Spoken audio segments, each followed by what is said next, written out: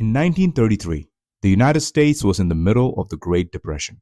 Millions were unemployed, banks were collapsing, families were lining up for food. The nation was gripped not just by poverty, but by paralyzing fear of what tomorrow might bring. When Franklin D. Roosevelt, the 32nd President of the United States, delivered his inaugural address, he said something that would echo through history.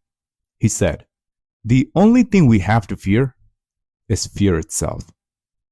That wasn't just a clever line, it was a call to courage. In that moment, fear was the biggest enemy of progress, and courage was the only weapon people had to fight it. Today, we're talking about fear. Not just one kind of fear, but fear in all its shapes. I often get asked, how do we fight the fears we face? Fear of failure, fear of rejection, fear of loss, uncertainty, even fear of success. And I want to answer a big question. Is there one thing powerful enough to fight all kinds of fear? My short answer is yes. And that one thing is courage. In this episode, we'll explore what courage really is and how we can harness it to move forward, no matter what fear we're facing. Now, here's the thing. Fear is natural. It's wired into our brains to keep us safe. Thousands of years ago, that fear kept our ancestors alive. If they saw a rustle in the bushes, fear warned them. It said, that could be a predator. Stay alert. But the problem is, our brains haven't really updated since then. Today, fear doesn't just show up when there's a lion in the grass. It shows up anytime we face something new or uncertain, before a job interview, on a first date, or when starting a new business. The alarm bells ring just as loud, even though the danger isn't life-threatening. And that's exactly where courage comes in. So, what is courage? A lot of people think courage means being fearless, but that's not true. Courage isn't the absence of fear. It's the choice to act because of it. It means seeing challenges for what they are, an uncharted territory, and stepping into them anyway. Knowing that the territory will stay unknown unless we move forward and explore it. Think about it. If you were fearless, there would be nothing to be brave about. Courage only exists when fear is present. Courage is universal. Whether you're afraid of public speaking, starting a business, or opening up in a relationship, the principle remains the same. Courage doesn't erase the fear. It gives you the strength to move through it. So, how does courage really work? Number one, it rewires the brain. Each time you face something you fear, you prove to yourself that the fear isn't fatal. Your brain learns that what you dreaded is survivable. And from that point forward, it's all about building confidence, knowing that with time and effort, you can actually get good at what once scared you. Number two, it builds momentum. Small acts of courage compound over time. You might be terrified to speak in front of 5 people today, but each time you do it, it gets easier. Speaking up in one meeting can give you the confidence to lead a team tomorrow. Number three, it reshapes identity. Every courageous act sends a message to your mind. This isn't danger. It's just an uncharted territory. The more you act on that belief, the more your threshold for fear drops. Over time, you start to see yourself differently, as someone who can face fear. And once you truly believe that, fear begins to lose its grip on you. So, what are some ways you can practice courage in your everyday life? Number one, start small. Courage doesn't have to mean dramatic, life-changing moves.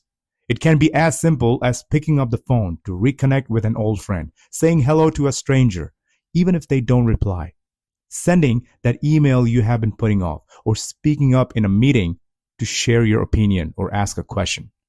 You could even reach out to someone on LinkedIn who inspires you or could guide your career. These small steps remind you that other people aren't threats, and each effort builds your courage muscle. Number two, reframe failure. Growing up, we were taught that failure was an obstacle. If you failed a class, you couldn't move to the next grade. We often carried that mindset into our adulthood. But what if we saw failure differently? Not as a dead end, but as a qualifier. If we didn't study hard enough, we didn't qualify for the next class. That mindset removes the shame from failure and turns it into motivation to try again, work harder, and level up. Failure isn't the opposite of success. The real failure is not striving for what we truly want. Moving on to number 3, borrow courage. Sometimes it's hard to muster courage on our own. That's when we need to borrow it from others. Surround yourself with people, mentors, and stories that model bravery. Allow me to share a quick example. Now, I used to be terrified of diving into the deep end of a pool, partially because I never had access to a pool growing up. However, on a recent trip with my friends, I decided to finally face that fear. I asked a few friends who were strong divers to show me how they did it. After a few minutes of watching them and a little encouragement, I took my first dive. Then I did it again and again and again. I literally borrowed courage from my friends until I built my own. Number 4, remember past victories. Fear makes us forget what we have already overcome. Courage grows when we remind ourselves, I have faced hard things before. I can do it again. Make a list of your wins, big and small, like learning to ride a bike, graduating school, giving your first job interview, presenting in front of professionals, learning to drive, starting a family. The common thread in all of them is courage. The more you remind yourself of those victories, the more you reinforce a courageous identity, one that fears failure less and less. In 1933, when Franklin D. Roosevelt said, "The only thing we have to fear is fear itself," he wasn't promising that the depression would vanish right away. He wasn't saying the fear wasn't real. He was reminding a nation that courage, in their case collective courage, was the only way forward. The same is true for us. Fear shows up in many forms, but the response is always the same: courage. So the next time fear whispers in your ears, remember this: you don't have to erase the fear. You just have to move forward with courage. Step into the uncharted territory. Trust your instincts and keep going. Thanks for listening. If this resonated with you, share it with someone who might need this reminder today. And yeah, don't forget to like and subscribe for more such videos. Have a wonderful day.